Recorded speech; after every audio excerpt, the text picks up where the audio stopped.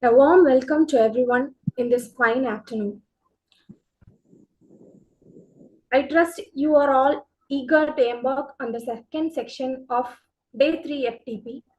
I hope this session will be filled with intellectual exploration and insightful discussion. To begin the session with a word of prayer, I'm privileged to invite Mrs. J. Christy Lydia Johnsey, Assistant Professor of English, to lead us in prayer. Good afternoon, everyone. Let us begin the day with prayer. Dear Almighty Lord Jesus, thank you for this amazing third day, session 2 of Faculty Development Program. Dear Lord, we seek your guidance and inspiration. Grant us the wisdom to absorb the knowledge shared, the patience to navigate challenges, and the strength to preserve in our academic pursuits. Bless the college secretary, principal, resource person, colleagues, and all the esteemed faculties joined here in this FDP. May this program lead us to have a positive impact on our educational community. In moments of reflection, let us be grateful for the opportunities to learn and develop. Lord, may the lessons gained here resonate in our teaching and research endeavors, elevating the quality of education we provide. As we move forward, may our bonds strengthen and may the fruits of faculty development program be evident in our contributions to academia. In the name of our loving Lord Jesus, we pray. Amen.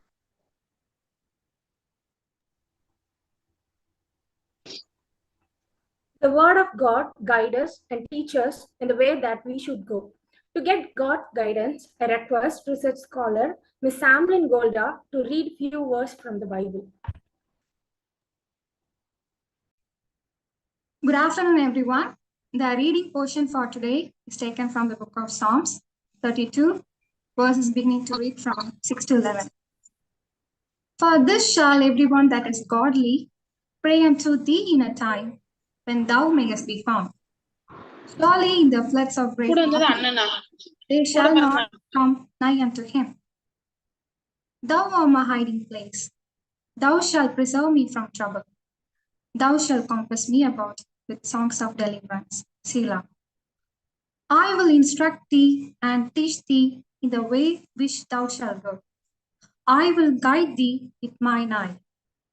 Be not as the horse, or as the mule, which have no understanding, whose mouth must be held in with bit and bridle, lest they come near unto thee. Many sorrows shall be to the wicked, but he that trusteth in the Lord, mercy shall compass him about. Be glad in the Lord, and rejoice, ye righteous, and shout for joy, all ye that are upright in heart. Hear and the reading. Praise be to God.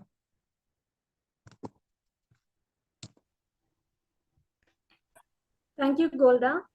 It is our pleasant duty to bid a genuine welcome to the gathering.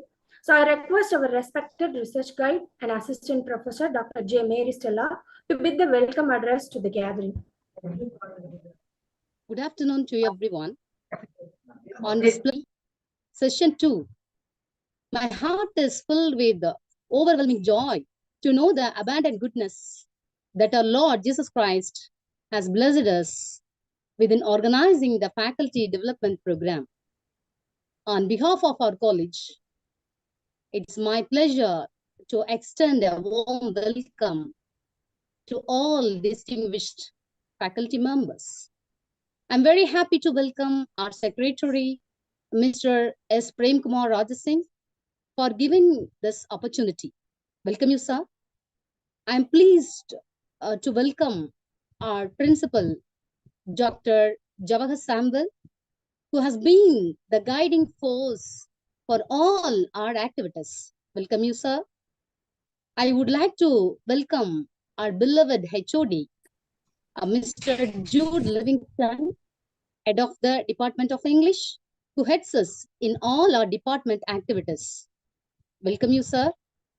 I would like to welcome Dr. Beulah Hemalata, convener and head of the Research Department of English, for her dedicated efforts for this program. Welcome you, ma'am. I extend my cordial welcome to our chief guest, Professor Dilip Barad, Professor and Head Department of English,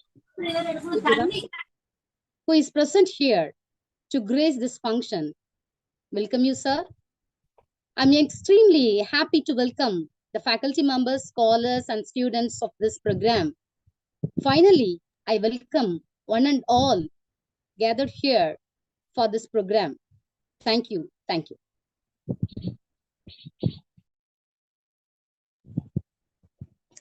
Thank you, ma'am.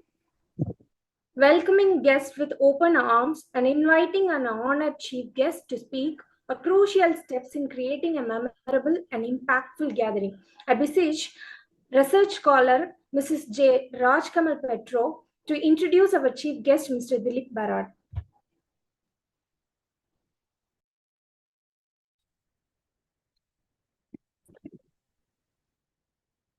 Good noon to all who are with us in this online FDP platform.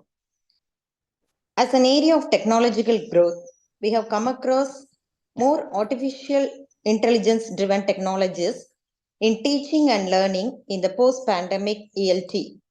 Here, we have an eminent scholar who is going to widen our knowledge on integrating artificial intelligence with English studies. With pleasure, I wish to introduce the resource person of our day, Dr. Dilip P. Barad. Professor Dilip P. Barad is an accomplished academic professional with extensive experience in the field of English language, literature, and education. He is currently the professor and head of the Department of English at Maharaja Krishna Kumar Singh Ji Bhavnagar University in Bhavnagar, Gujarat. Professor Dilip has held various positions in academic governing bodies, including serving as the Dean of the Faculty of Arts from 2018 to 2021 and as the Chairman of the Board of Studies for English since 2009. In addition to his current roles, Professor Dilip Barad actively contributes to the assessment and accreditation of higher education institutions. He serves as a NAC assessor, taking on various responsibilities such as chairman, member coordinator, and member of peer teams. In these capacities, he plays a crucial role in evaluating and ensuring the quality and standards of educational institutions. His involvement as a NAC assessor reflects his commitment to promoting excellence in higher education. With over 26 years of teaching experience, Professor Dilip has mentored numerous students at different academic levels. He has advised several doctoral, MPhil, and master's students on their theses and dissertations and has guided them in their research work.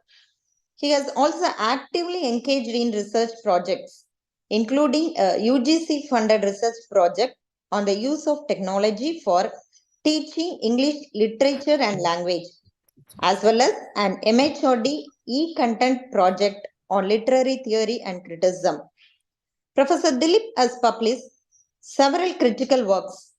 He has authored a book titled The Women Characters in the Novels of Thomas Hardy and a few other books. He has written numerous blogs on various topics.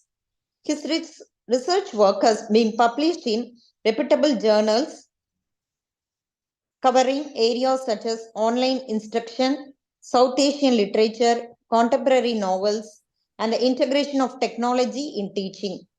He has also contributed chapters to books and has developed teacher training modules for organizations like RIE, NCERT Bhopal, and SCERT Assam.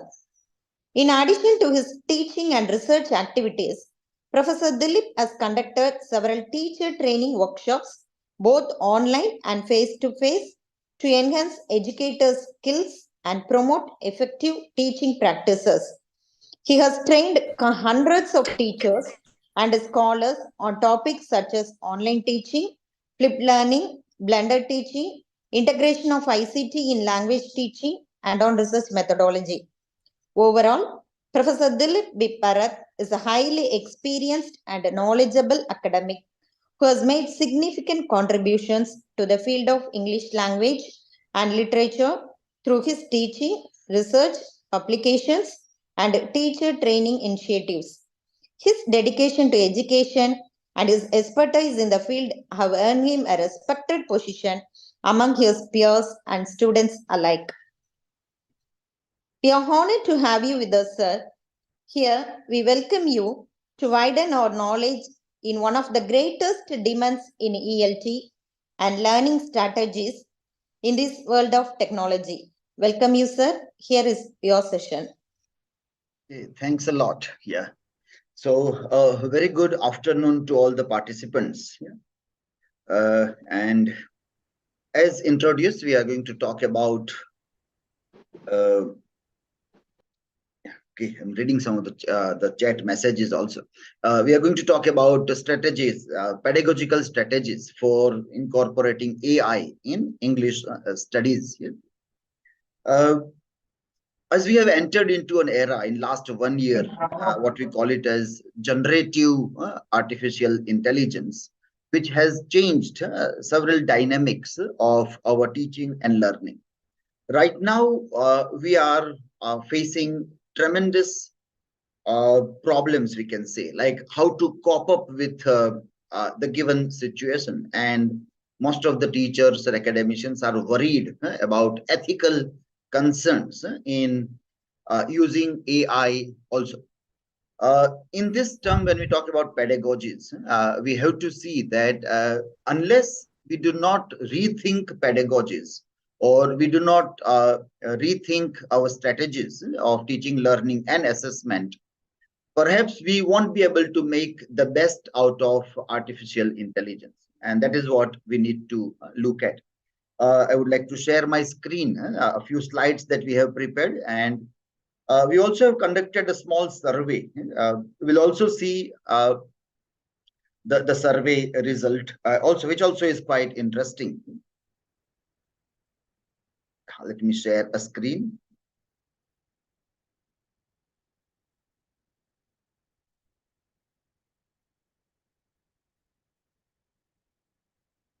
And okay, so in this research, recent trends in English studies, a faculty development program organized by Nazareth College, Nazareth. We all have gathered here, given us an online platform to discuss about this.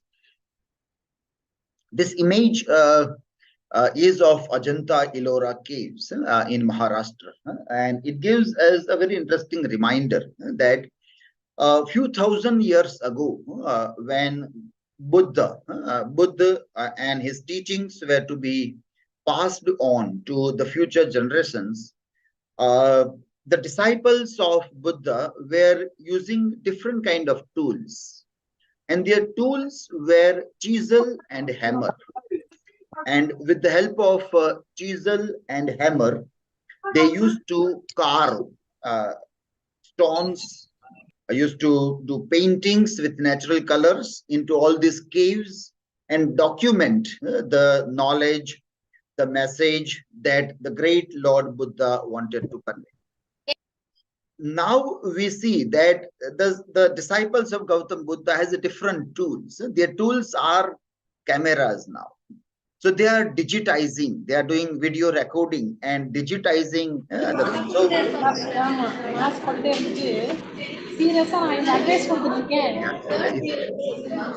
somebody can tell for the muting of the mic. Yeah, okay, thanks a lot.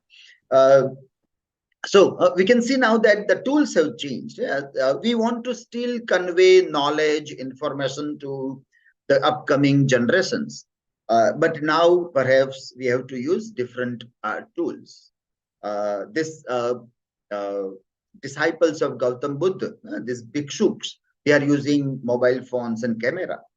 Today we can say that this also is out of date technology. Now we have entered into more sophisticated form of doing the things with the help of artificial intelligence, but upgrading is necessary. If the monks can upgrade themselves, why can't teachers? Why shouldn't our teachers and academicians not update themselves with the latest trends? This is another very famous image, the painting with this touch of God. Now we entered into this era of touch of the human and the AI, the robotic technology, the artificial intelligence, natural language processing, and variety of those things now. Whatever way we look at that fine touch, that creation of man, whether we see it positively or negatively, many of the people might consider the very creation of man as highly problematic thing. It is, and that because that led to fall of man also. Looking from the same angle of creation of man and the fall of man, the disobedience of Adam and Eve eating of apple, and that story of Bible, Genesis. With that angle or with that attitude in the mind, we may say that this touch of AI, this touch of technology will also lead to yet another fall of humanity, with another fall of human beings. Or some might say that, well, we are here with whatever way we are here, with whatever mythical story it is there, we still enjoy this life. We live the life in fullest capacity. We know that everybody has to die, but that doesn't mean that we do not enjoy our everyday life. We do whatever we want to do. We came up with the philosophical idea of willpower. Humans have a willpower, and we can make a better things of our lives also. Now, with that attitude, we can say that with whatever advancements humans are capable of doing, we should keep on doing. We should welcome with open arms whatever new invention that comes, and we should always keep on upgrading ourselves, integrating all those things into our daily routine also. These two trends of looking will always be there as a point of debate. We'll always have one group of people who are very apprehensive. As theologically also, we are very apprehensive of the very creation of human being. The same way, the very creation of technology and amalgamation of technology with human being also is seen with the same apprehension by millions and billions of people that live with us. And then there is another group of people who are there to happily live the life with whatever sorrows and suffering, with whatever better days are awaiting for us. Everything is integral part of life, and we are here to live till we die. Let us make the best of that. And that they may say that, well, let the technology come and we will make the best of those things also. I myself would like to put into that another category of the people who are there to live the life in the fullest capacity and to make the optimum of whatever human inventions are made. Ultimately, the human being who is inventing everything, and we are on that side of humanity, human beings, humanism, and we are here to live the life in fullest capacity with all those inventions, with whatever may come. Whatever may come is death, that is inevitable, and death is bound to come whether we walk on this path or the other path. Death is inevitable, so why not enjoy the life and grave the idea of death? So why not we enjoy the technology and make the things best out of those? Most of you also, those who have joined this program to understand the recent trends in English studies, will also be on this side of progressively looking at life and human inventions, progressively looking at the very discipline of English studies. English studies also, to a greater extent, is quite progressive as compared to many other disciplines in languages and literatures. We may say that English departments or English subjects, English classrooms, English teachers are way ahead, or we can say very progressive as compared to other languages and other literatures of other languages also. This is not only my observation, but I am citing Matthew Kirschenbaum. Matthew Kirschenbaum, in his famous article, What is Digital Humanities? And what is it doing in English department? A very interesting title. You might have come across this essay by Matthew Kirschenbaum. What is digital humanities and what is it doing in English departments? Has also made an argument that because English departments as compared to other language departments are very progressive, they would be first to adapt to new ideas and will turn it into pedagogy or include them as a part of course curriculum also. They will be first. And that's why today also we see that if in language and literatures, if there are any departments which are talking about digital humanities, artificial intelligence, it will be English departments.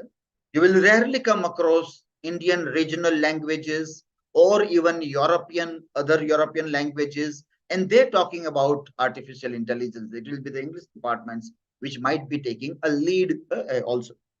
So with that, looking at that, the very nature of our discipline, English studies, we may say that we are on that side of the group of people who may say that we are here to live the life, king size. We are here to enjoy all the human inventions. So with that attitude or approach, we move on. The survey. Today morning, I have sent you the link of a small survey. And many of you around, when I was doing the final analysis around 11:30, 12 o'clock, I got around 65 responses by that time. And I got some interesting findings from our survey, which is the very crux of our today's gathering and today's presentation. Rather than any other thing, what we think is very, very important. And let us try to talk about that.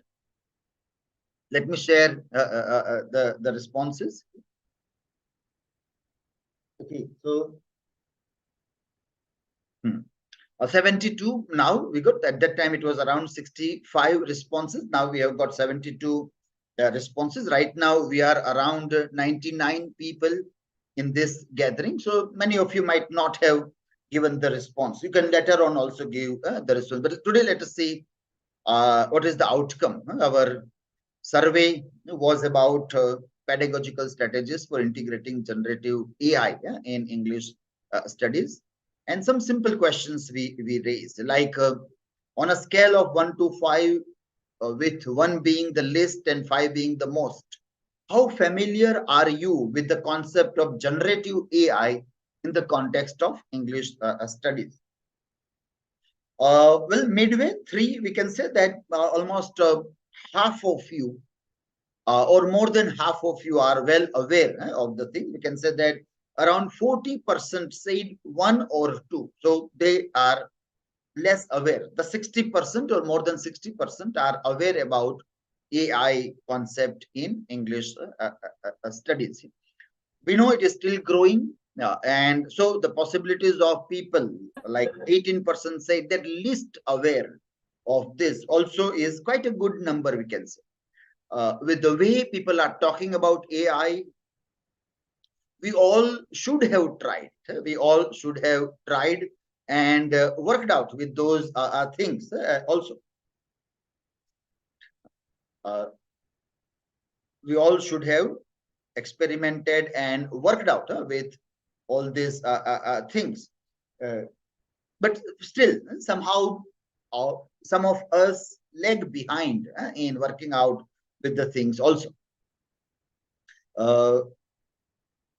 Okay, let me just, okay. Some of this screen display is disturbing my screen, so I'm just minimizing those things. Yeah. Okay, so this here, then we had, how comfortable do you feel with technology integration in your teaching methods? And we find that quite a big number of people said that you are quite comfortable, around 46% said that you are comfortable with the use of technology. Even a good number says they are neutral in this context also. Okay? Have you previously incorporated any form of AI, including generative AI, in your English studies curriculum? And well, fine, we can say that perhaps nobody, even though 30% of the respondents said that they have, I do believe that we have yet not, because it is quite new. And in curriculum, in a more systematic manner, we might not have still incorporated. We might have experimented with AI in our classrooms. But AI becoming an integral part of syllabus, that perhaps still might not have happened at most of the places. If it has happened, it is a very good welcome sign that some of the institutes are very progressive and they have started incorporating AI in their syllabus also. In your opinion, what potential benefits do you foresee in integrating generative AI in English studies?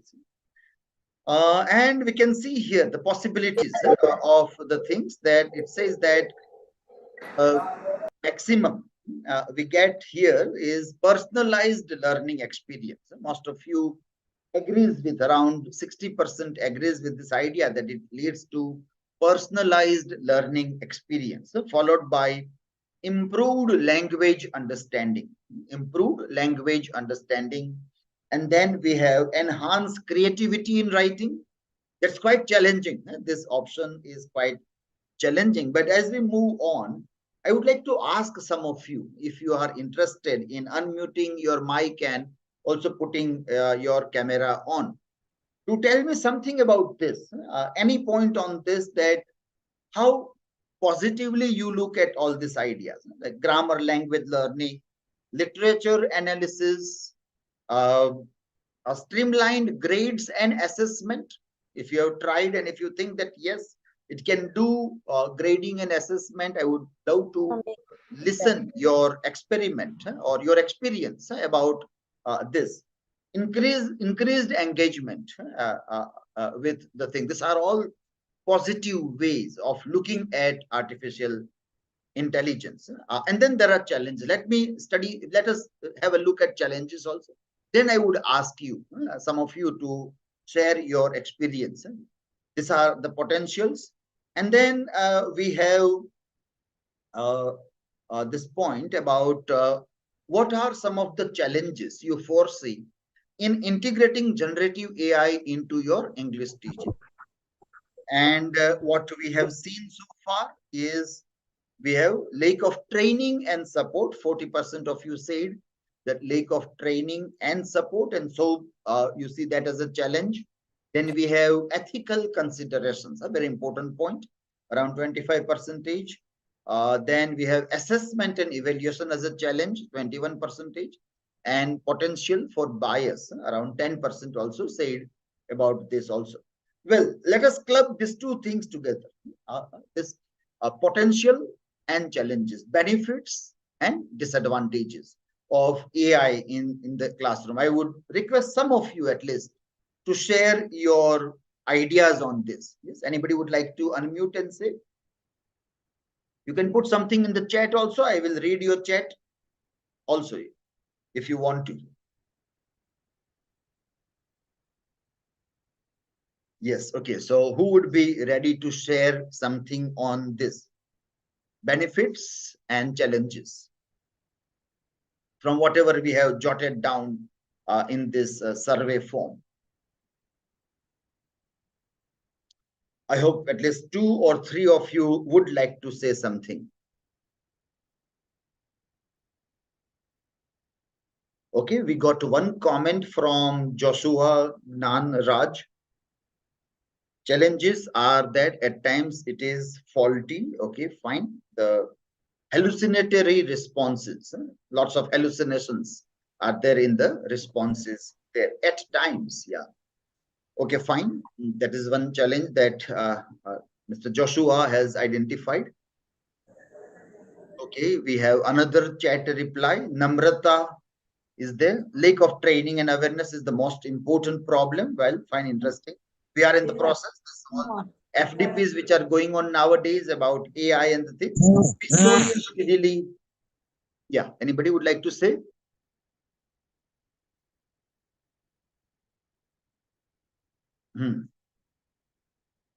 Okay, we are in the process of this training. There are lots of workshops, seminars, conferences are going on now around AI. Everybody is somewhere talking about artificial intelligence nowadays.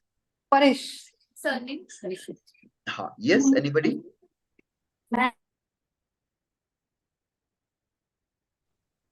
Okay, lack of training, you said, Namrata, and Aruna Devi said default information. Then S. Santia said a lack of facility and lack of training. Okay, fine.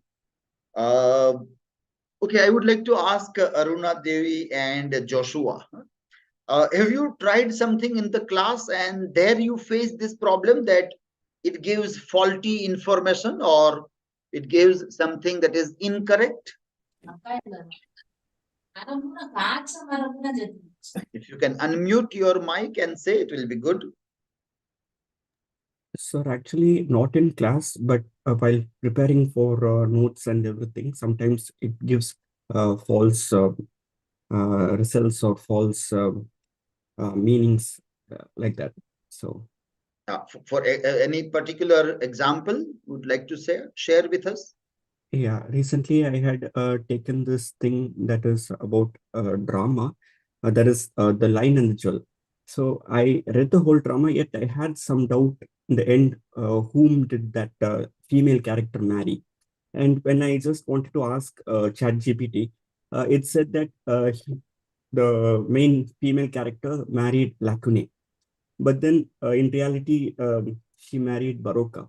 So it gave the same answer again and again. But then when I asked it again and again, at last it said, I'm sorry. Yes, as you said, it is Baroka. So there's that fault thing. Okay, quite interesting. Literature, and that also very recent literature when we are dealing with recently published work of art, then there are more chances of the information which is wrong being generated by AI. That is a very good point that you have raised.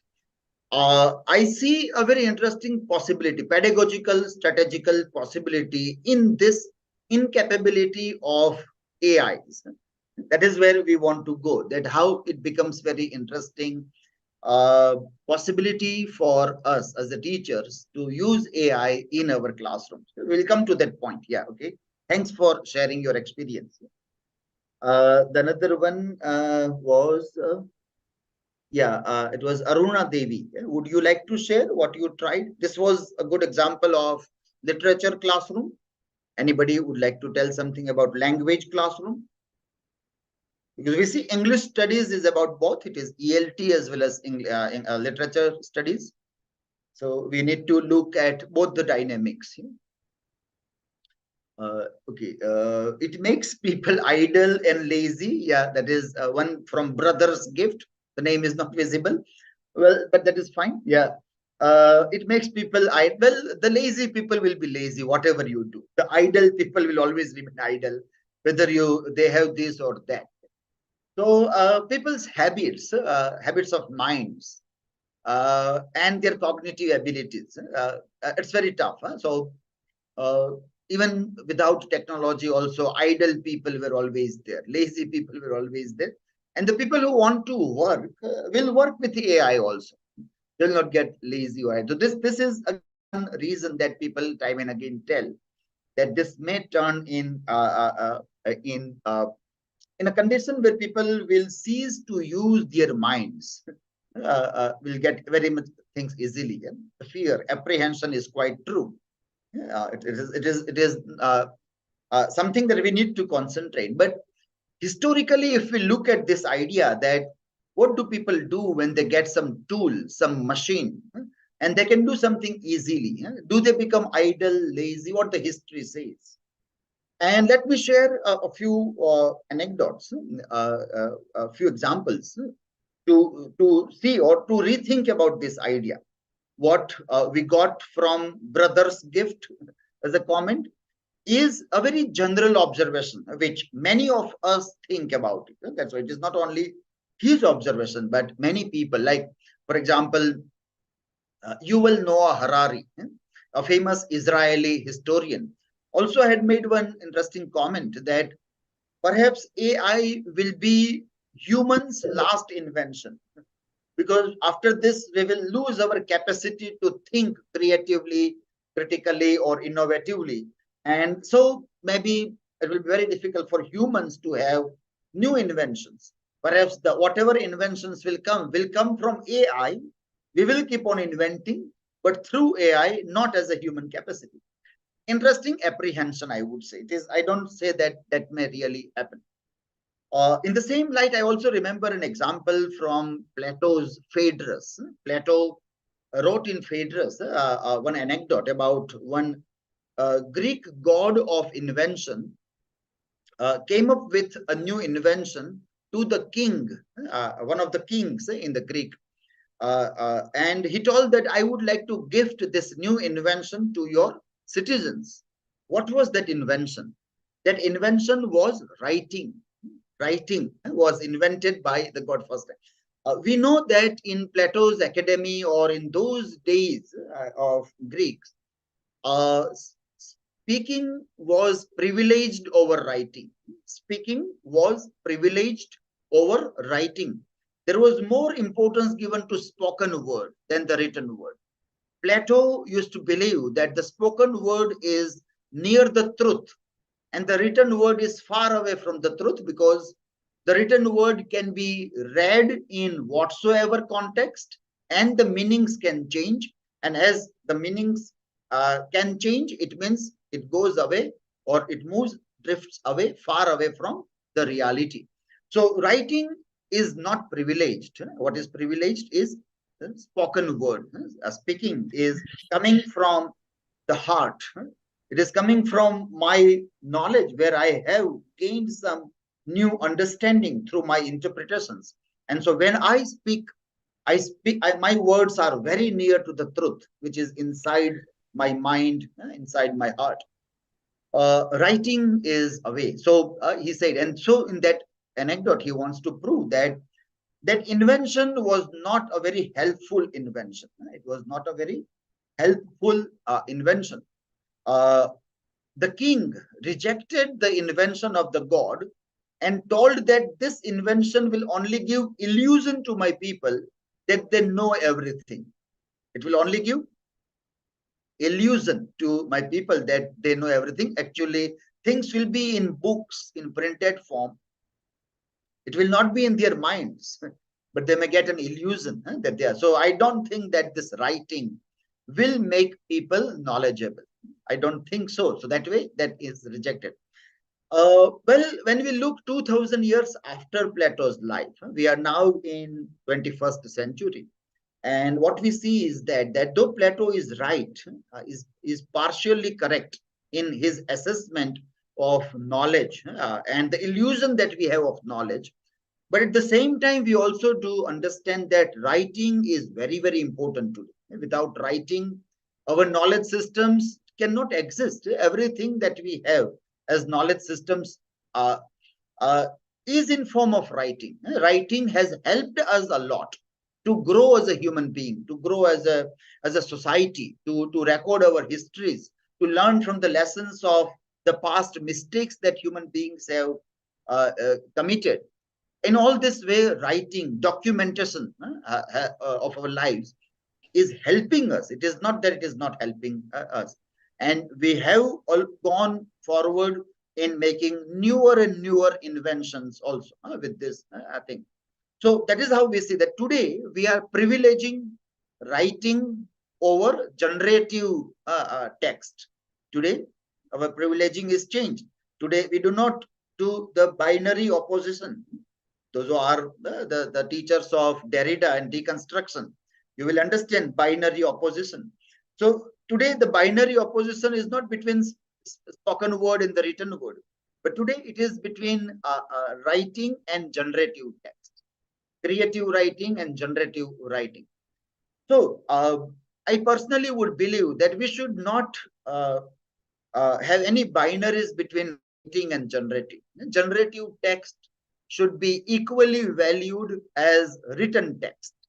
It should be equally valued. It should not be considered as underprivileged or this one is privileged also. We should think of what are our pedagogical goals, what I want to teach, how strategically I can devise something that is either written by me or generated by me. Written by me or generated with the help of some AI tool. It is one and the same. Yes, Selvi, you want to say anything? Selvi S, your mic is unmute. Would you like to say anything? Selvi S, that is the name I am reading on the screen. Yeah? Your mic is unmute, so I'm asking. Yeah. Okay, maybe by mistake. Okay. Okay, so this is this difference, generative text and written, and how do we value those things? But we need to see pedagogical possibilities of those also. Okay, Aruna Devi says.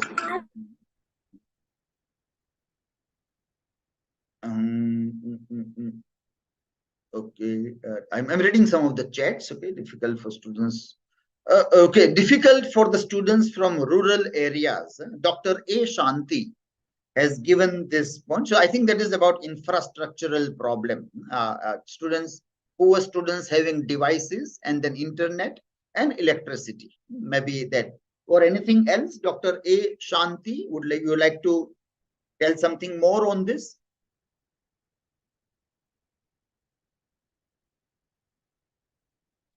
Yeah, if Dr. A. Shanti want to say something more.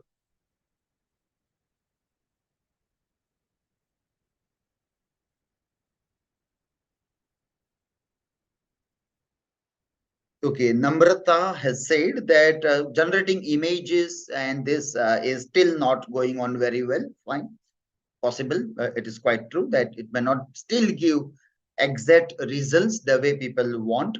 Sometimes people are happy and satisfied with doing the thing. Many times they are not also.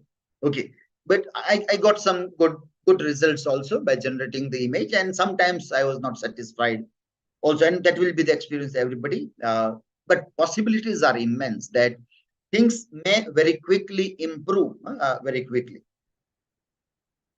Then Kavita S has posted in a comment that it might delimit the potential of students when used to be trusted solely upon it.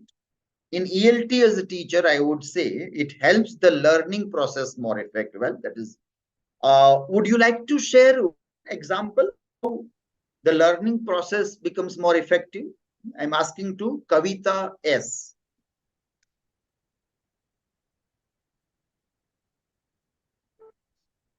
Yes, Kavita S. Would you like to share something more on how? Hello, sir. Yes, please. Yes, sir, of course. So I'll just give you one simple example which I did during, when I came up with a lesson plan. So I had my own opinions and I came up with one. So I simply used the help of AI to improve my lesson plans, where I got to understand a lot of other ideas as well. So in a way, I would say trusting AI solely would be negative. Rather, if I feel like having our points mixed with AI intelligence should be the most effective way, especially in the stream of ERT. So that's the example. Yeah, that's thanks a lot, Kavita, for giving this. So, and a very good point you have made that depending on this will not be a good idea. But if we have some basic understanding, if our fundamentals are clear, then AI is a master tool. Our fundamentals are clear about lesson plans, about grammar lessons, about literature, about literary sensibilities, about literary theories and criticism, or LSRW skills. Then, once the fundamentals are clear, then for teachers, it is a master key. It saves lots of Kavita wanted to say it helps by giving very interesting ideas also to the teachers. We can make a very engaging worksheets for our language classroom or literature classrooms there. But the condition is that our fundamentals should be very clear. Well, we can say that we who have learned or we have studied without AI are in a beneficial position of using AI because our fundamentals are clear, because we have studied in a traditional class and that has helped us in making our fundamentals clear. And now the AI can help us. So there are least possibilities that we may be cheated by AI as a teachers. As a teachers, perhaps we may not be, but what about our students? What about our, that is our care and concern that we try to cater or try to see. So that is where our pedagogical strategies become very important tool. And that's why also we should compulsorily integrate AI tools in our classrooms, irrespective of whatever subject, language, literature, geography, mathematics, science, commerce, economics, whatever it is, we should integrate. Because one very important lesson that we need to give to our students is this, that how, to what extent can we rely on the responses generated by AI, by any machine, by any internet resource, to what extent we can rely on that. That is a very crucial issue, and it is not a new issue. There is no need to consider this is a new problem. It is a very traditional, age-old problem. That's why we always used to tell that cross-check, cross-verify whatever we have. If you remember, those who have done PhD, in a research also, we do have one component in our PhD coursework or in our research process, that whichever book you are relying on, whether it is your primary source or secondary source, you have to ascertain whether the authenticity of that book is also valid or not. If you fail to get the authentic book or authentic source, then your research may be faulty also. And this used to happen because when we have a text published 200-300 years back, there are lots of republications of the given text. And many a times, several words have been changed, several texts have been edited, several dialogues have been removed also from those things. So if I am relying on the text which is modified by editors after 200 years of its first publication, my observations might be faulty. My observations might be incomplete. I may be making a comment that Shakespeare said so and so, but that actually was not Shakespeare. It was the editor in between in 18th century who made those changes also. So that is where this issue of even the books may lie, or the books also may have something problematic, must be taken care of. In practical criticism, when the new criticism was on the rise, I.A. Richards' practical criticism and many other writers have identified that when you do very close analysis of the text, when you're reading word by word and opening each and every single word, suddenly after opening the entire poem, if you realize that that word was a misprint, that particular word was a misprint. It was editor's mistake. It was the mistake of a printing press. And I did all the analysis based on that particular word. So if I don't ascertain the authenticity of a printed word, then also I may commit an error or a mistake. And that is what we used to do always. Now we need to do more of that with the help of AI and internet technology also. Let me read a few more comments if we got.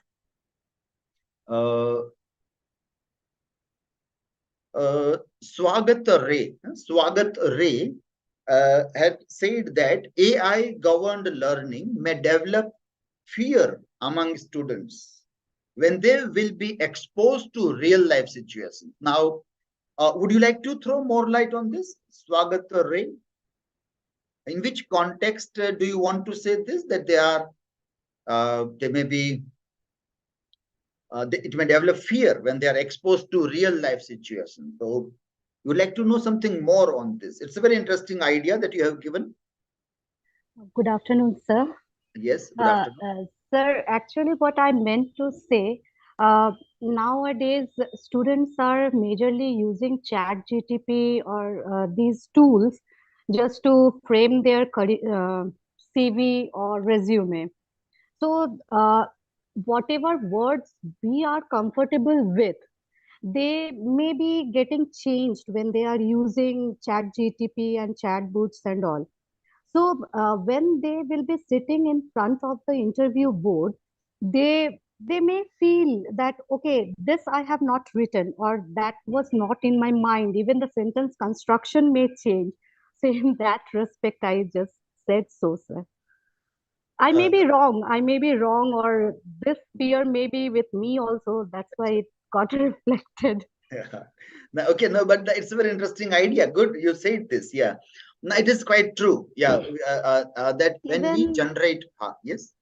Sorry, sir. Sorry to interrupt. Even, sir, when we are or the students are learning through these tools, when they have to face a certain community or certain people who are not at all aware of these tools, how are they going to communicate? So this may be so. There may be a fear. There is a possibility, or there is a what I say, probability of lack, developing a lack, sense of lack in the students, that I do have the lack to communicate with people who do not know these tools, or who do not know, can't read my mind like this. Okay, quite interesting point. Yeah, the first point also is very interesting, that students should be made aware, like anybody. Yeah, as a teachers, we also.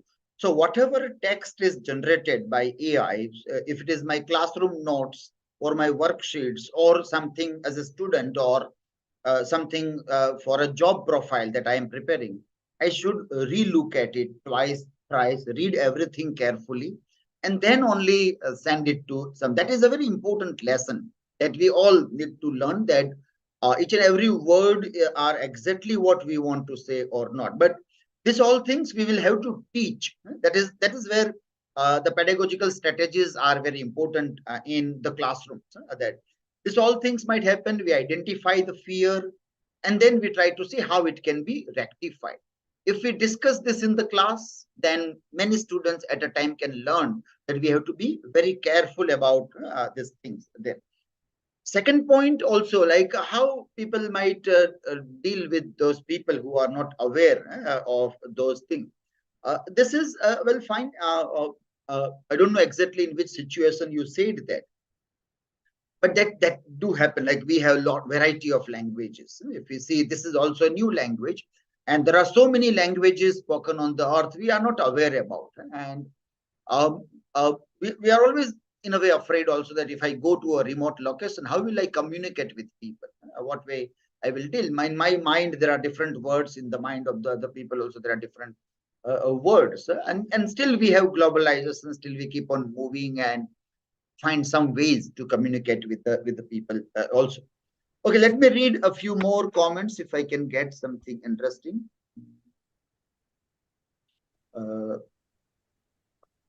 Anybody else would like to unmute or say in the chat? Please be free to express yourself.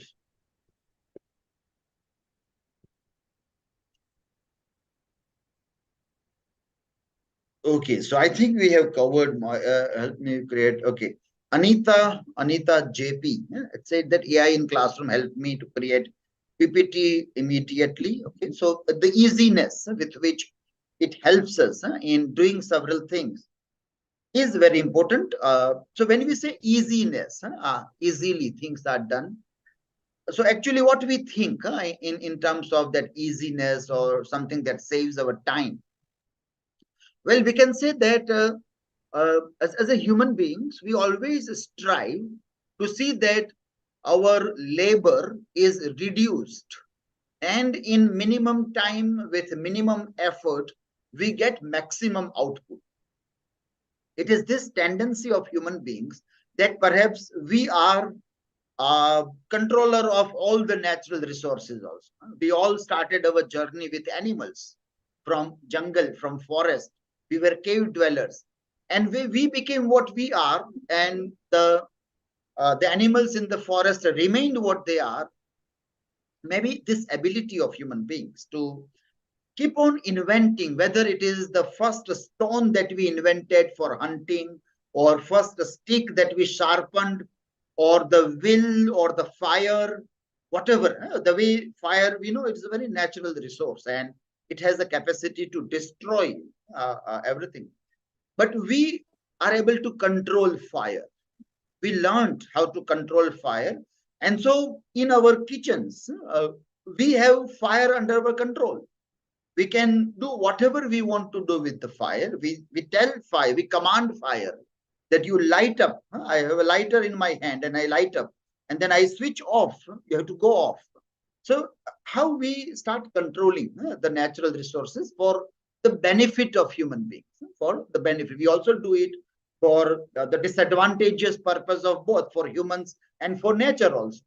But that is not our concern right now. Had it been about eco-criticism, we might be talking about the other side of misusing the nature as a part of controlling mechanism. I do remember suddenly that essay written by Sherry B. Ortner. Sherry's Ortner, what is culture versus nature, the debate about how culture colonizes nature. That I am aware about, that there are those debates. But here what we want to say is in a different context, that humans keep on developing those capacities. Humans have those ways of using their mental capacities to see. So we do those things, easiness of doing the thing, and then will. We have fire, we have machines, we have transportation vehicles, and lot many things that as if we all are located at different places. And I am here in Gujarat. You are at different locations, and then we all are talking as if we are in one room, as if we are sitting together. As if that is how humans keep on doing the easiness of things. So in that capacity, if it has come here as a part of easiness, then it is a welcome move. There is nothing to be objected to this generative AI. I see it in a different manner, like when we have menial task, like cleaning of gutters, like we know nowadays in Uttarakhand, there are so many people who are fixed up in tunnel. They were doing menial work and then they got held up. We have lots of gutter cleaning things and other things. And what we think, we should have better machines so that lesser human efforts are given to menial tasks. So we have robots to clean our homes, and houses now, instead of humans doing the work of cleaning and other things.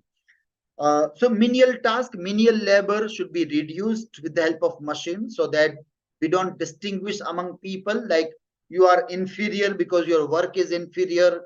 I am superior because my work is superior. I work with intellect, so I am superior. You work with legs and hands, so you are inferior. So if you want to diminish, these are different, then we go for machines and technologies to help us in doing it. Now here we see that there is something which we were battling with for last many years. That was intellectual labor. That was menial labor.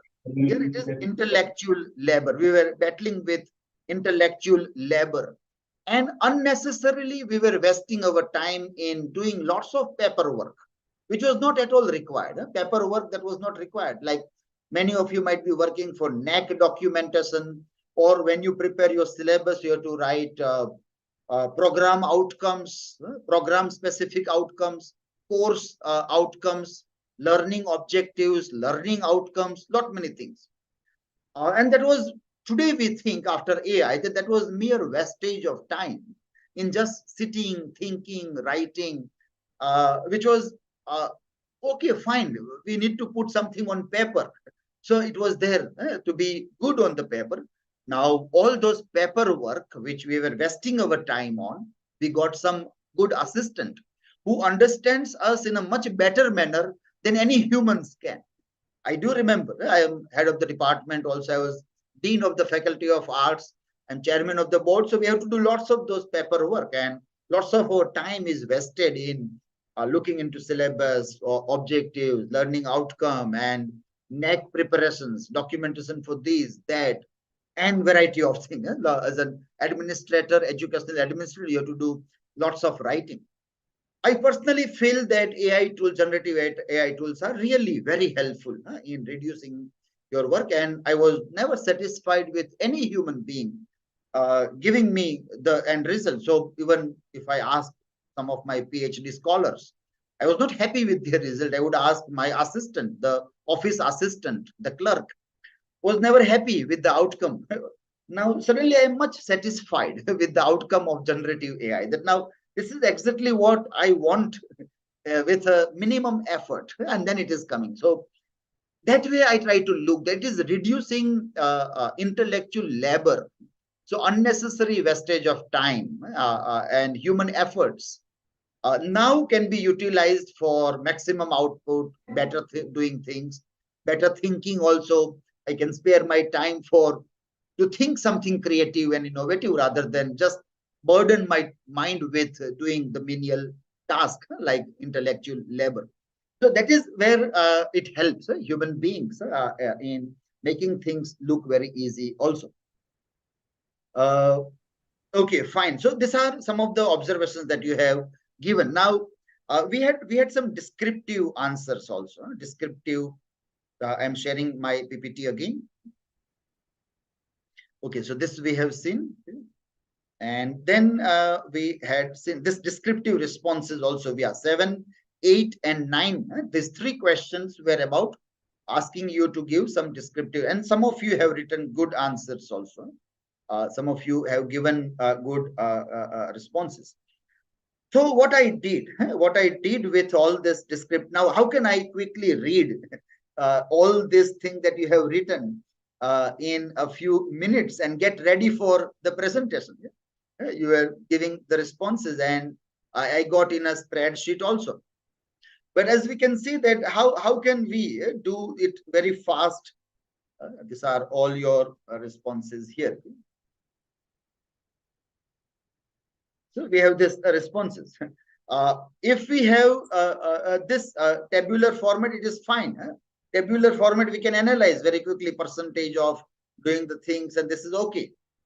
But if there are open-ended questions and you have given descriptive writing, then how can I do the analysis? So I also used AI. I used this AI called Cloud AI. Cloud, Anthropic has made this Cloud, C-L-A-U-D-I, Cloud AI. Maybe some of you might be aware, but most popular is ChatGPT by and large here. I'm putting a link in the comment also. In case if you're not aware, then you can just bookmark this link, cloud.ai. So I used Cloud AI along with ChatGPT for various things and summarize the things. And I told Cloud AI is good in summarizing the things. You can upload a text and it will also summarize also. And what I got as responses, if you see that in the survey. So question number 9, 8, and 7, we were asking. So this is how it gave the summary, and then I told that I want all this thing that the respondents have given, around 765 respondents, in 7 bullet points. Give me the summary in 7 bullet points. So this question number 9, then we'll go to 8, and then we'll go to 7 also. What specific pedagogical strategies would you like to explore from integrating generative AI into your English teaching? And as you suggested, implementing strategies for simplified and easy learning, focusing on rural students' needs, utilizing blended learning techniques for enhanced teaching approaches. That is a very good idea. Blended learning or flipped learning. The best pedagogical strategy we need to use in our classrooms with AI is blended and flipped learning. Flipped learning, as we are aware that homework is done in the class and classwork is given for homework. That is how we flip the class here. Exploring AI for finding research, locating materials, and presenting information effectively. combining AI with human creativity to engage students and make learning more dynamic. Yeah, this is how you all say it, and this is a summary made by the AI, that this is what the respondents by and large wants to say. Constructing personalized materials for individual learners' needs using generative. Yeah, this is very good, a good way that now we can have our own personalized learning materials in our classrooms to work with this thing. So while I was thinking of this activity and what are those possibilities that we were seeing, when I was asking this Claude AI, I asked Claude AI that I want to teach a poem in the class and want to do some language activity on that. So write a poem on cricket, write a poem, a sonnet on cricket, and prepare English language activities for grade 10 students. So now I can have my own newly generated poem also, and then I can work on that. So I got a sonnet on cricket, or whatever are the interest of our learners. What we normally see in different capacities in a pedagogy is that we used to have this idea of authentic material for the ELT, means newspapers, advertisements, television, animations, cartoons that we used to take in our classroom and use those things. So the material, the basic core text is not prescribed. It is not prescribed. It is not in form of a textbook. It is open-ended. So whatever is relevant, whatever is talk of the day, whatever is coming in newspapers, that I take in my classroom, and then I do the discussion or debate on that also. Just a minute. I'm getting one point here, a very interesting point. So when we see this, that as a part of authentic material in the language classroom, we need to take something that is happening in society. So why would English teachers do that? Why don't they only teach grammar? Why would they interfere with the happenings of the day? And why should they bring in, because when you talk about happenings of the day, you talk about controversial things that are happening also. When you bring in newspapers in the classroom, lot many things will be highly controversial also. So this question may come, and many people may have this. I remember one very interesting anecdote to answer this whenever people raise the concern for this, that what is the need of other things in the class. Let me share a screen. Yeah, going back to share a screen.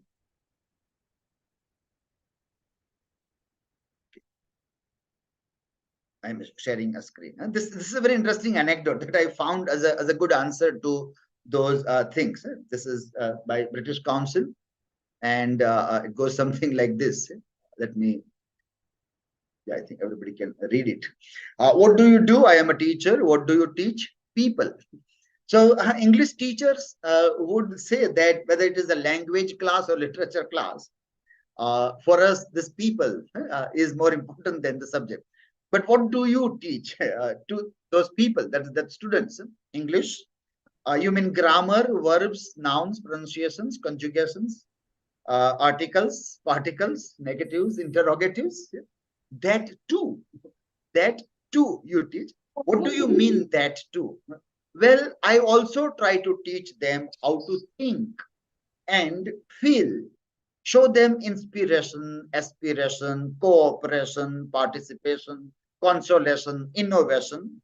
Help them think about globalization, exploitation, confrontation, incarceration, discrimination, degradation, subjugation, how inequality brings poverty, how intolerance brings violence, how need is denied by greed, how isms become prisons, how thinking and feeling can be about healing. Well, I don't know about that. The questioner is asking here. Maybe you should stick to language. Forget about anguish. You can't change the world. Well, the answer. But if I did that, I would be a cheater, not a teacher. So keeping this in mind, this anecdote helps in seeing that why contemporary happening, all that authentic material is very important in our classrooms, authentic material. Now with AI, we can generate authentic material with the way the things are going on, with the likes of our students, what they are interested in. We can quickly generate a poem and activity on that particular work of art also. So pedagogically, when we look at this idea, pedagogical strategies, then we can imagine, because today we can only imagine that in future we will have a syllabus which will be open-ended syllabus. The syllabus will not give us prescribed text that everybody should teach this text only, but it will give learning objectives and outcome, that this lesson or this unit should lead to this language capacity or this kind of literary sensibility. And then either it is language class or literature classroom, teacher can generate a sonnet, a short story, what we call it, this fiction. It is known as a very short fiction. In Hindi, it is known as La Preka, that is Laghu Prem Katha. In Hindi, it is known as that. So it is called microfiction. Sorry, I got that word. Microfiction. We know that long plays or novels is impossible to generate through AI. But if I want shorter versions, sonnets, short story, microfiction, small dialogues, then I can do that. So our pedagogical strategies will have that generate your text and deal in the classroom, generate the activity also, and work out with those things also. I would like to take one step further in this also, that it is not now the duty of teachers to teach everything, but we make our worksheet in such a manner that students learn on their own. So, for example, if I want to give a sonnet and tell that study this sonnet and do the activities, I can tell students that generate your activities also. Generate your activity. Worksheet also you generate. First, try to do the worksheet without the help of AI. Then take the help of AI to generate answers of the worksheet also. Compare both the things and come with the conclusion. Let us discuss your conclusion. Means, what is your learning outcome? What have you learned? Let us now talk about that. Let students speak that these are my mistakes. These are the errors that I committed. Now I learned this. I think this may be one of the best way for learning, self-learning also. And students, if they identify their mistakes on their own, there are more chances that they will not commit the same mistake again, rather than somebody pinpointing. We know that when somebody tells me that you made an error, I neither like to correct my error, and I become hateful of that person. I start hating the person who pinpoints at my mistake. So that is again a human psychology, that we don't like people pinpointing at our mistakes. If it is self-learning, if I do trial and error, I enjoy doing that. Throughout the nights, we would sit down and keep on doing trial and error and keeping on learning. That's a beautiful experience. So let us bring that into classroom with AI. Let students work on that, find their mistakes, and let us discuss. I am always happy to discuss my mistakes. If somebody is discussing my mistakes, I don't like it. So if teachers will bring the mistakes in the class and will have red circles everywhere and will show that roll number 10, you have made 10 mistakes, roll number 5, so-and-so mistakes, we will feel insulted in the class. But if I have to say that I made 5 mistakes, and I learned this, next time I will not make this mistake, I'm happy. These are very interesting possibilities that AI tools are bringing in our classroom, which we can think of when we work on these parameters also. But what should we do to reach to these kinds of things? What can be done? A very interesting idea. Maybe either somebody might have thought or somebody might discuss also. But let me again share a few things like that. Like if I'm working on, let me share a screen again. As the basics of doing this strategy for self-learning, what we need to guide our students for. So imagine we are asking our students to improve their writing skills, improve the writing skills. So first instruction we tell that when you open your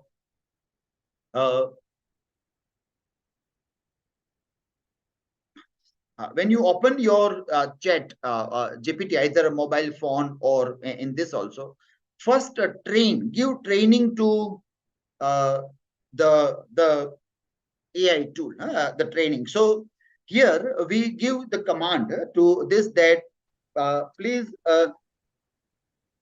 study CEFR guidelines. Please study CEFR guidelines, and I would like to give those guidelines also. CEFR guidelines. I have kept it ready here for our task. So we know according to CEFR, Common European Framework, level A1 to level C2 are described in those guidelines. So I am using that here, and then I give it to this. Please study this guidelines. Okay. And then we give the command to the machine. So they will say that certainly Common European Framework of Reference for Languages provides a comprehensive. It means that ChatGPT got an idea. I have not written in detail, but it got an idea that CEFR means this, and different levels are speaking in this manner about those things also. Now, then we tell that whatever essay or writing you have done, give those writings to the AI, and let us try to see that whether how we can work on that. So, for example, I have one report here, one report writing, a brief of that is there. And imagine this report is written by a student, and he wants to see whether my report has a proper language or not. So I have copied a report, and then I am giving a prompt. Please check, or we can say, and assess the below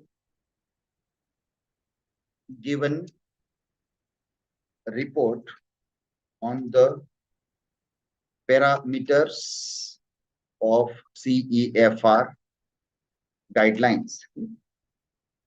Okay, so I give that my report, and see what happens here. When we work live with ChatGPT, we don't know whether we'll get a desired result or not. We are always we have to be ready with that. That we never know what will come up.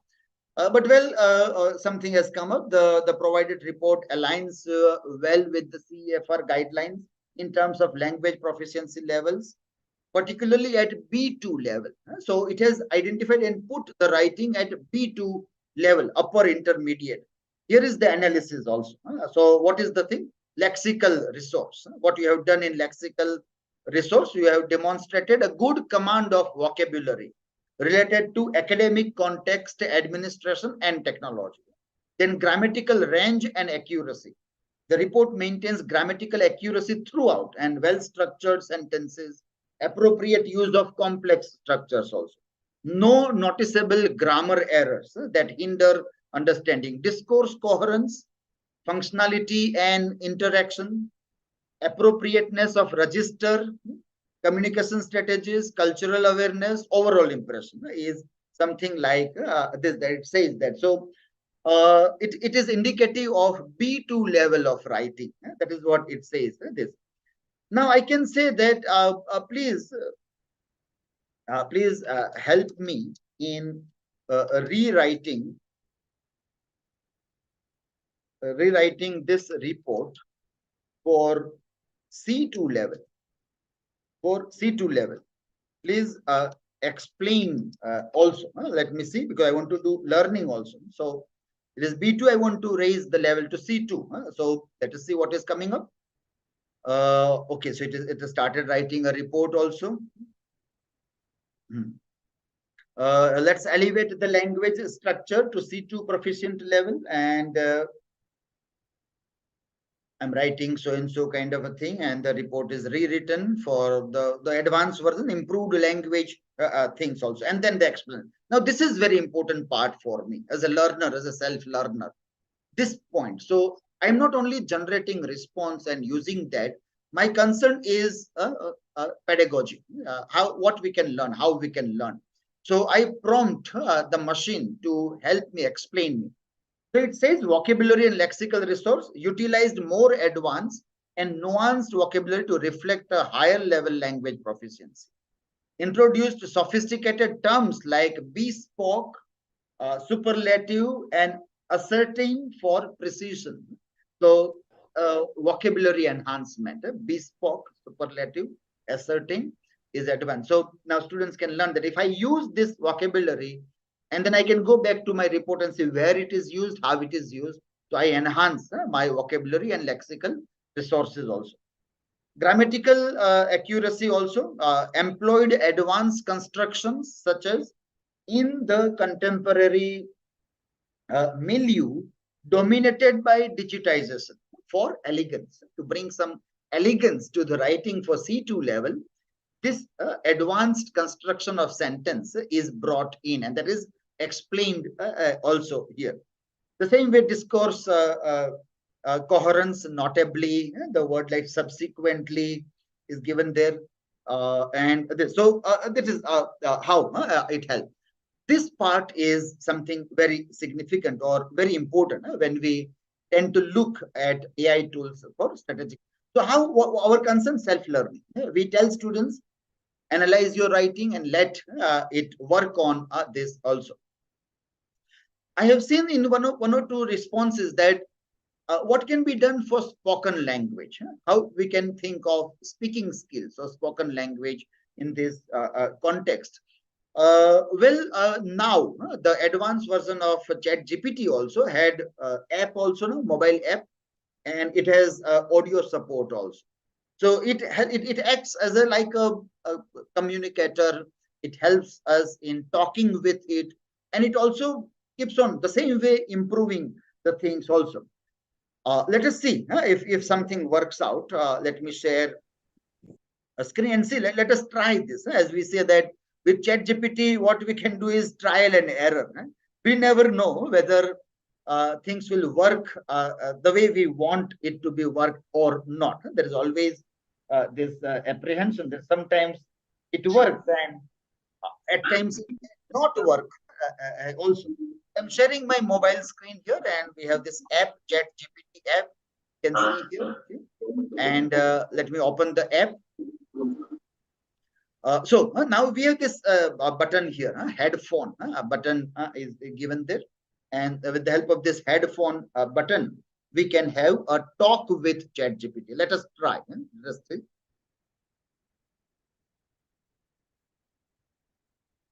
Hello, I want to learn English language. Can you help me?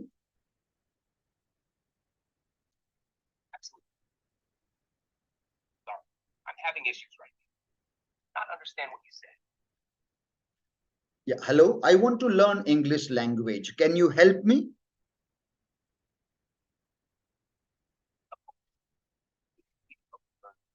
What aspect? I am interested in speaking.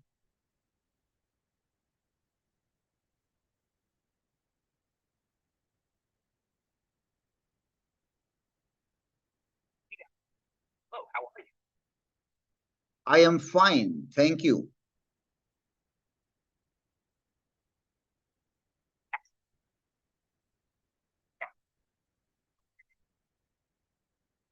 My name are Dilip.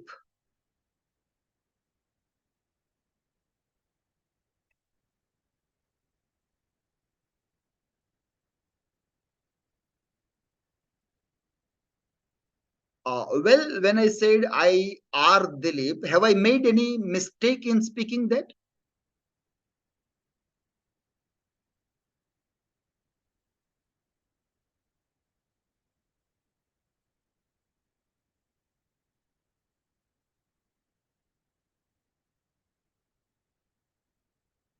Can you act as a English teacher and help me with the mistakes that I make while speaking English language?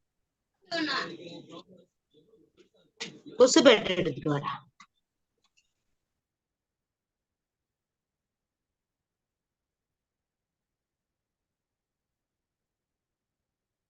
it a go. Who is playing cricket for India? What can be the best way to answer this?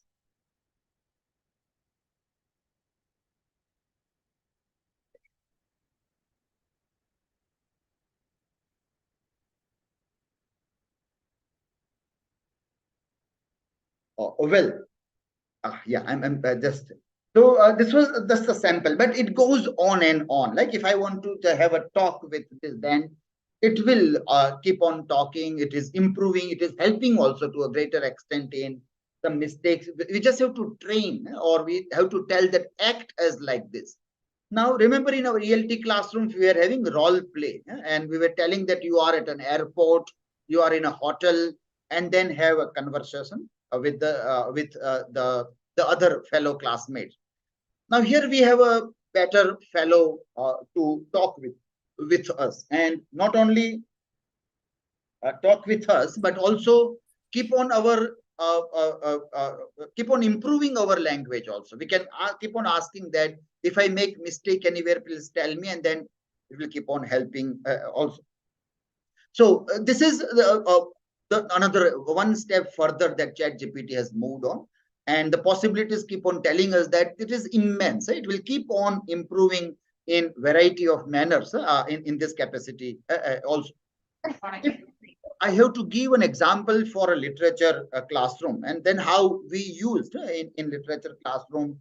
Also, let me share the example, one or two examples of that also. I'm coming back to my slide. Yeah.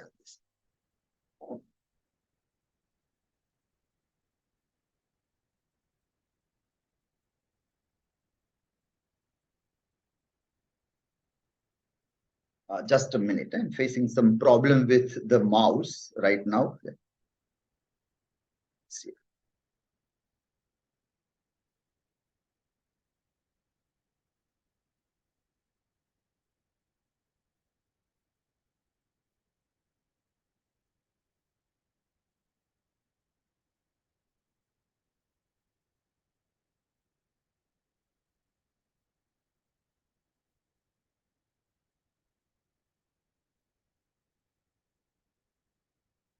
It's held up. Let me stop sharing and reshare again. A lot many pages are open, so maybe there are these problems coming.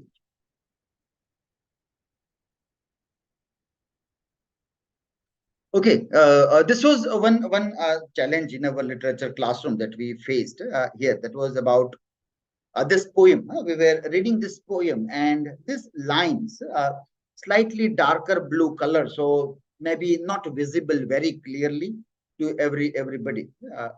Yeah. Let me change the color of the font color, so it is more clearly visible. Yeah, let me edit it to highlight it with yellow color. Okay. Okay, so this poem, and then while you are doing this new critical reading word by word, you want to open up everything, and then we got to this point: Hawthorne's smile, like milk splashed down from noon's blue pitcher, and even with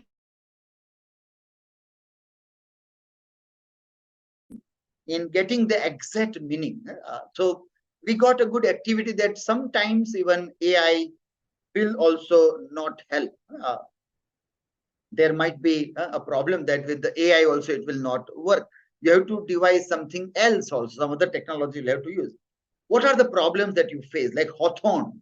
If you are also teaching Nathaniel Hawthorne, then students may think of Nathaniel Hawthorne when the word Hawthorne comes here, rather than anything else. And then there is this noon's blue picture. So the prosodic element people will think is about personification. They may say that afternoon or noon, that is the phase of the day, has been personified with apostrophe S, and it is carrying a picture which is of a blue color. That is the normal imagery that comes in our mind. But when we searched internet, we came that Hawthorns are these kinds of bushes, shrubs. They are shrubs, and they look like this. When you see from clouds angle, when you see from clouds perspective, then you find that this white color is amidst the green meadows seems to be like milk splashed out, milk splashing out. That image it gives. So that's how the poet is trying to look from clouds perspective and say hawthorn is like a milk splashed out. Well, fine. But the another part, Noon's blue picture was very challenging, task. So when we Googled and then we try to do variety of things, here AI was not helping, but other way we used image search. And while doing the image search, Google image search, we got one image, and that was the key to open the entire poem.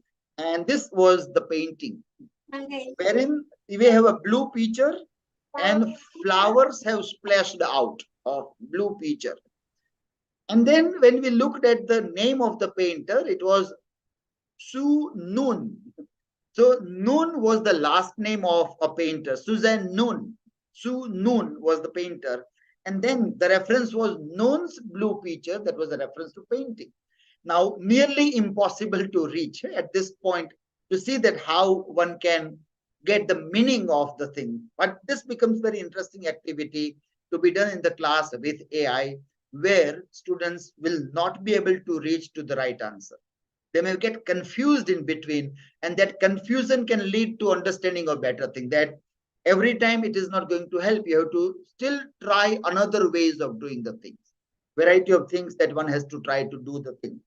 I think that when I look at this poem, I do remember that most of the teachers who might have dealt with I.R. Richards' practical criticism, and if they had discussed about this poem, it might be nearly impossible for them to reach to Noon's blue picture, that is the reference of a painting. Very difficult it was. And when you get this, you are really surprised that, well, up till now, you just were talking that Noon is personified as a female carrying a pitcher in the hand, but here it's a different story altogether. Same way, while dealing with Waiting for Godot, which is a very interesting text and absurd literature or modernist literature. It is very good to work with modern, postmodern literature and AI tools, because AI will get more confused in dealing with modern literature or postmodern literature. It will not be able to get quick answers or easy answers very readily. So working with Waiting for Godot in the classroom with AI was also very interesting. When we discussed this point, the willow, the leaves, weeping, and what are these references to this? Or a bush, there was that word bush at the end, a shrub, a bush, what is this reference? And while looking for the bush, we came to this image, and it was about burning bush. It was the painting which reminded of Moses. And Moses was on the mountain and was looking for a pathway for the fellow Israelites. And then the bush started burning, and the sound of the burning bush told him something. And that was about 10 commandments, and that he got this idea. So maybe Beckett is trying to strike at this religious allegory when he's referring to shrub or bush in this also. Now, this, if you ask students with AI, I would say with guarantee that AI will fail to give this connection. This allegorical, biblical connection is perhaps nearly impossible. AI can learn very fast. It has its method of machine learning. Once you give the right answer, it will learn. That is how it works. But as a teachers, strategically, we have to keep on looking at the possibilities where how things can not be learned, or where are those challenges that students might face when they work with all these things. The other task which became very interesting in the class was this one. Let me share this idea. Let me, yes, this one. So one of the tasks that was given to the students was about this novel, Thomas Hardy's novel, Jude the Obscure. Jude the Obscure. And the reference was something like this. The very first part of the novel, Thomas Hardy's novel, begins with this epitaph from Esdras. There is a biblical reference, and Esdras is this quote. It begins. So the task was that this epigraph with which the novel begins has any connection with Hindu mythology of Bhasmasur. Try to make use of ChatGPT or AI tools to find an answer and write it. So our task was the epigraph with which the novel begins. Let me read that. Yeah, many there be that have run out of their wits for women and become servants of their sakes. Many also have perished, have erred and sinned for women. O you men, how can it be but women should be strong, seeing they do thus? So it tries to tell to the men that many men has fallen from grace because of women. How can women be more stronger than men? How dare that they have the potential to befallen the man. That's the sense that it starts with.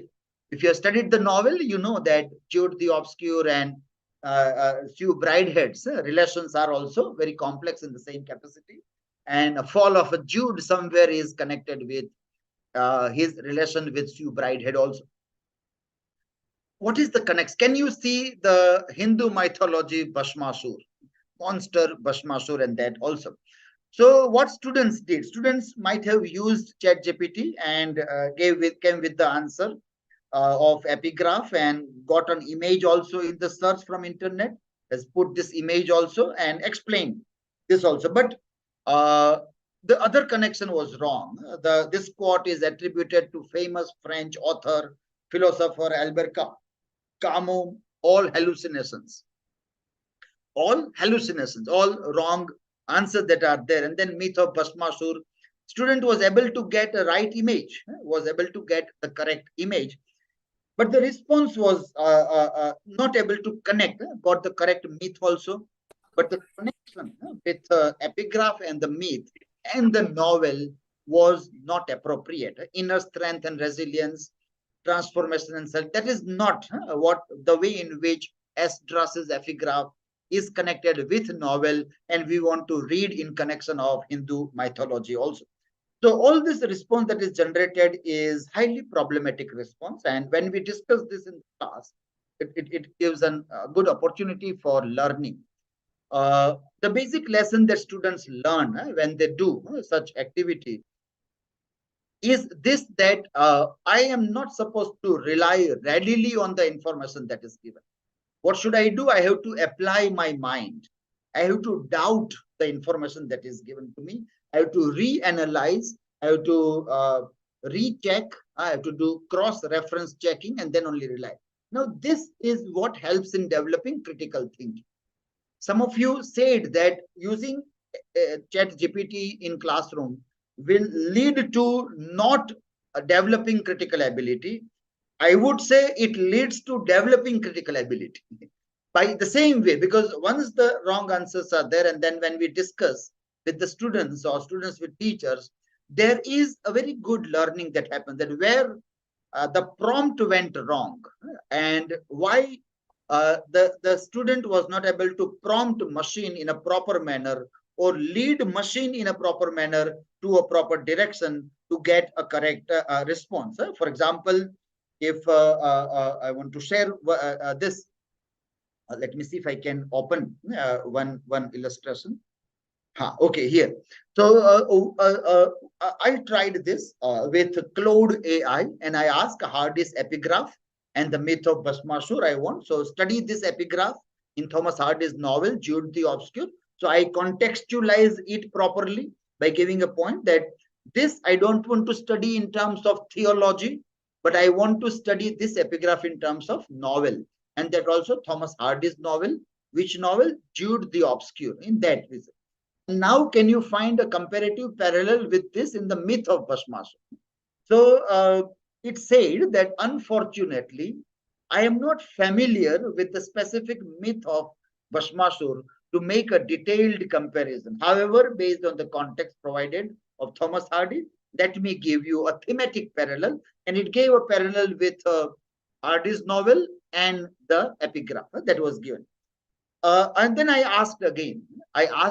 prompted again. Now, that is what is very important to deal with this kinds of machines, that we have to keep on prompting them. We have to keep on nagging at them with newer and newer prompts. Can you tell me something about Hindu myth of Bhasmasur in this relation? And then it said that, yes, I am happy to provide some information about the Hindu myth of Bhasmasur. And here is the relation that is brought with Hardy's epigraph. In the myth of Bhasmasur was a powerful demon who did severe penance and obtained a boon from Lord Shiv.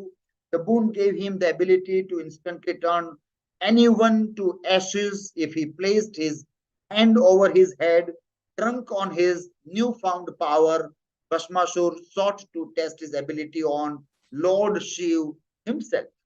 To save himself, Shiva ran away and with the help of Lord Vishnu transformed into a beautiful, alluring woman known as Mohini. It appeared, and Mohini agreed to dance with Bhasmasur.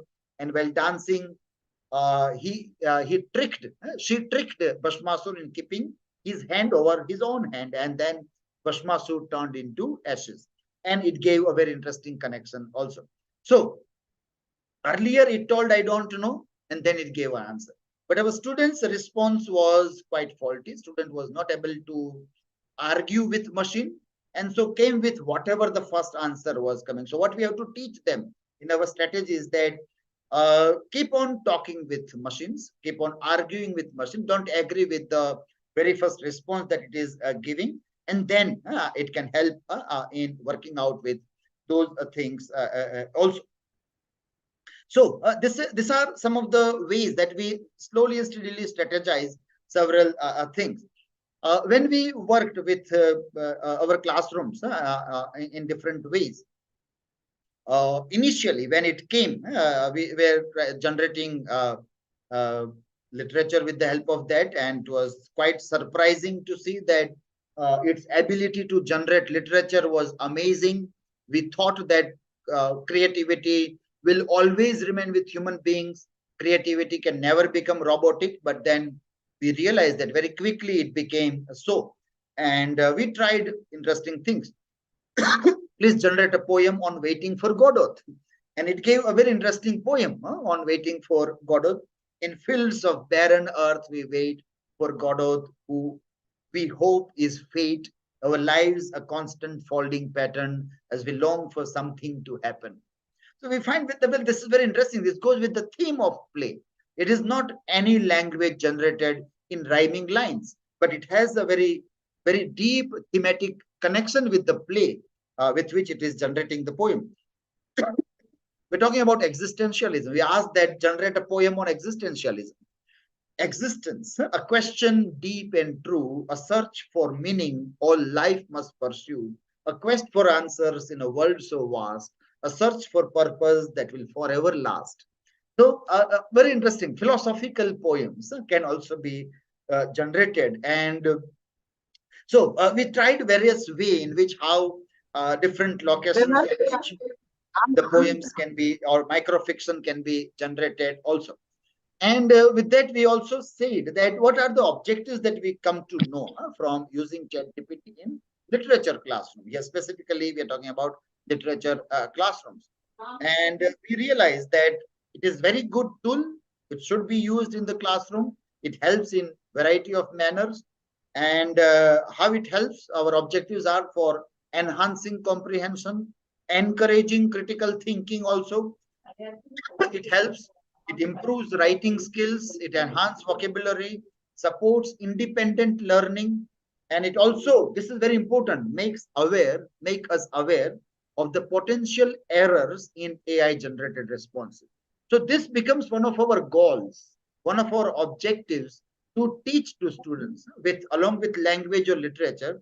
This also, that what way AI generated responses may make some potential error. Let that also become a part of our our learning journey itself also. So we used to make this worksheets in such a manner where students do not easily get an answer for this. So several worksheets that we prepared where we asked very corner questions in the worksheet, and we told openly that use ChatGPT. Openly, it is instructed. You can use ChatGPT for the answer, and yet it will be challenging to find a correct answer if you are not aware about the original literary text. So one reading of original text is necessary in literature classroom. Then you can use machine and it can help you. But if you have not read original text even once, and if you will use AI, there are chances that you may be having a wrong answer as a response, and you won't be able to check those things. That is how we understand, and that is what we have to instruct our students also. This all are the strategic planning, pedagogical planning, to use AI tools in our literature and language classrooms also. So the things may go on and on. Lots of things we keep on trying and learning. There is no end, as every day we keep on learning newer and newer things, and newer things are coming also. The only thing that we have to learn as a teacher is that we have to be lifelong learners. So we used to teach our students to be lifelong learners. Now we are at such a point of time where we have to put that into practice, and it is very difficult. We know that with the growing age, I have seen some of the responses of our other older teachers. I am born in 72, so I am in my 50s. And I also find it very difficult to learn newer things every day. And that is very challenging. But we teach our students to be lifelong learners. Now it is time for us to put that into practice and be a lifelong learner. It's quite amazing time, we can say. Newer things are coming. Our pedagogies are improving, I would say. We need to devise more innovative strategies in our classrooms with the help of AI to deal with the things, but it is really changing the learning experience, the teaching experience in a better way. I am always on the side of seeing that this is a progressive movement in our academic field here. So with this, I end my talk here, and we had very interesting responses which we summarize. We just want to, if we can take a overview, very quick overview of the last two slides which were there. This was one where question number 9 we were talking about. Then 7th one, challenges, and your responses were summarized in this manner. Threat to integrity and ethics, a very important point. Today we are not able to talk much on ethical concerns, but that also is a very important point that we need to incorporate into our pedagogical strategies. Critical thinking can be impacted. By and large, most of you were talking about ethical concerns in the use of these things there. And yeah, this was also there. Specific experience, if you have. Most of you still have a very limited experience of using AI. Some of you have experienced, and positive experience also you had, that also you have shared. One specific example was BTech classroom, where it helped in lesson plan preparation also. So these are some of your responses, which is summarized with the help of Cloud AI here. Okay, so in case there are any questions, we have last 5 minutes left. So in case something that you would like to say or any questions, then we can talk about.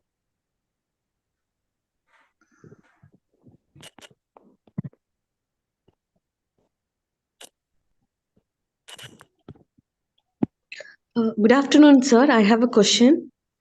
Yes, yeah. Does using paraphrasing tools make our content come under plagiarism? Right now, it is not coming under plagiarism. When we summarize and it comes, then it will. Today, it is not possible for the existing originality detectors, plagiarism detectors, to find the things. Maybe in future there might be, but if we see the way it operates, so it is generating new text every time. So it will be always be challenging and impossible for any machine to detect that this is AI generated 100%. It may just give that possibly it is, but with guarantee, because when other plagiarism machines detect, they give the link. They tell that from here it is taken. So we verify that whether it is taken from that or not, and we ascertain, we get a surety that yes, this information is taken. AI will tell that this seems to be AI generated, but it seems to be doesn't work. If a scholar says that no, it is my writing, then nobody will get the opportunity to take for any legal action will be nearly impossible. There is one possibility that all the content that is generated by AI is stored in a server, and that server is given the access to plagiarism detection tools, then it can detect. But we can understand that that is nearly impossible. Such large numbers of servers is nearly impossible to have where all this text that is generated can be stored in that manner. So that is how we are at this moment. Tomorrow or day after tomorrow, things may change very fast also. My suggestion would be that if you are working for research, then don't then rely on your writing. Get ideas from AI, get ideas from whatever source you, because like if you are held up somewhere in your research, you consult somebody. You may consult some teacher, your research supervisor. The same way you can consult AI tool also. Take it as that human consultancy, your machine consultancy. But write it in your own manner. Don't try to go for that shortcut to take everything from that way. That is how we can think of ethically about using of the material. That's what we can suggest to the people.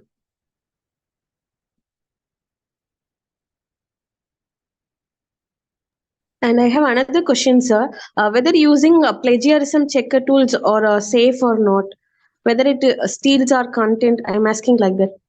Yes, it will make a data bank of that. All the plagiarism tool will store that thesis or research paper.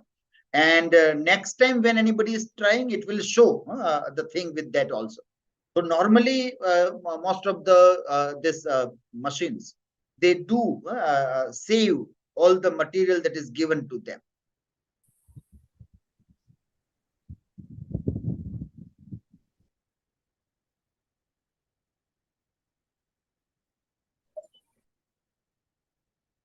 Yeah. Okay. Anybody else? Anything?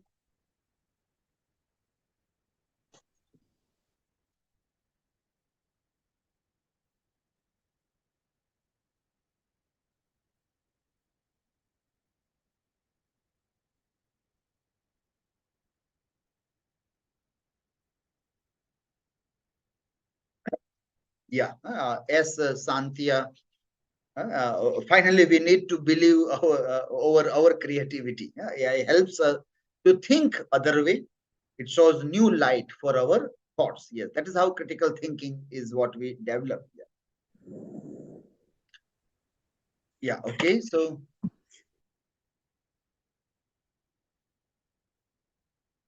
Anybody from the organizer's side to give any instructions, or can we all disperse? Yeah. Yes, we have Eunice. Yeah. Yes. Yeah. Thank you so much, sir, for your presentation and how the latest development in artificial intelligence is helping the language learning and also about its limitation.